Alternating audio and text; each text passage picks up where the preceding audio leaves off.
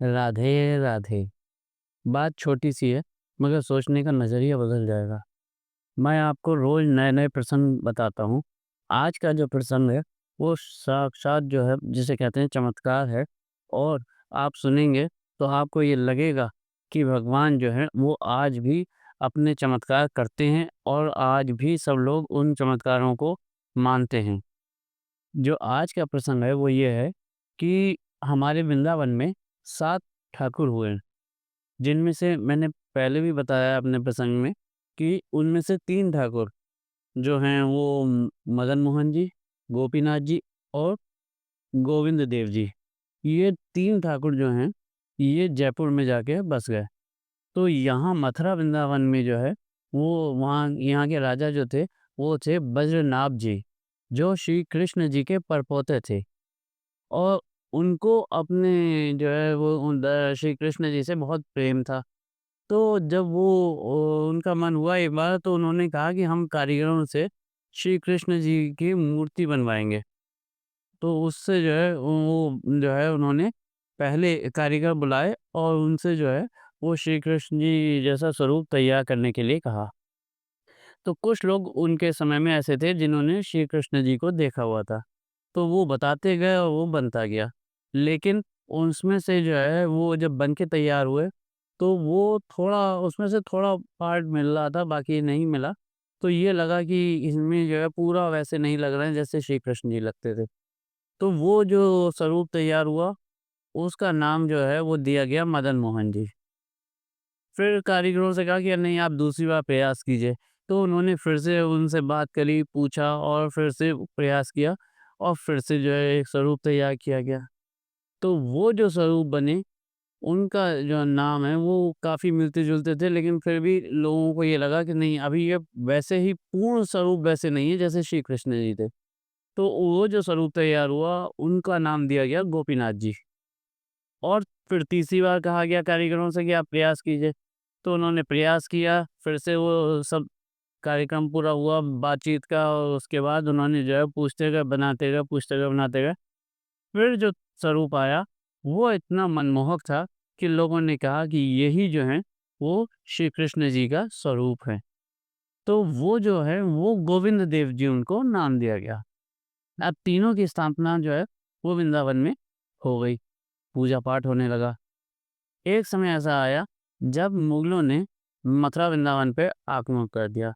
अब उसकी वजह से जो ये थे इनको बचाने के लिए तीनों ठाकुरों को जो है यहाँ से वो कामा होते हुए और जयपुर ले गए। तो कामा एक ऐसी जगह है जो मैं जिसके लिए अलग से एक वीडियो लाऊँगा, प्रसंग में आपको बताऊँगा, जहाँ पर भगवान श्री कृष्ण ने अपने माता-पिता को चारों धाम के जो है दर्शन कराए थे। तो वो चारों धाम जो हैं वो ब्रज 84 कोस में कांवा में आते हैं, वहाँ पर स्थित हैं। मैं अलग से आपके लिए पूरा प्रसंग लाऊँगा। तो फिर वो जो है जब ये तीनों ठाकुर जयपुर पहुँच गए, तो वहाँ पर स्थापित हुए, वहाँ उनकी पूजा होने लगी। वहाँ पर जब वहाँ के राजा की जो थे उनकी विवाह हुआ, तो उसमें मैंने पहले पिछले प्रसंग में बताया था कि मदन मोहन जी जो है वो उन्होंने ऐसी लीला करी कि वो उनकी जो राजकुमारी का विवाह हुआ करौली राजस्थान में, उनके साथ करौली राजस्थान चले गए। अब जयपुर में 2 जो हैं वो ठाकुर जो है गोपीनाथ जी और गोविंद देव जी, ये हैं विराजमान हैं और दर्शन देते हैं। और मदन मोहन जी करौली राजस्थान में दर्शन देते हैं। अब जो गोपीनाथ जी हैं, उनसे जुड़ा हुआ ये प्रसंग है कि लोग ये कहते थे वहाँ पे जब उनके स्वरूप के दर्शन करते थे कि इनमें तो साक्षात प्राण जो है ऐसा लगता है कि प्राण हैं। अब ये बात जो है वो धीरे-धीरे फैलते-फैलते वो बहुत ऐसी हो गई कि भई दूर-दूर तक ये हो गई कि गोपीनाथ जी जो हैं, उनमें प्राण हैं और वो साक्षात ठाकुर जी का स्वरूप हैं।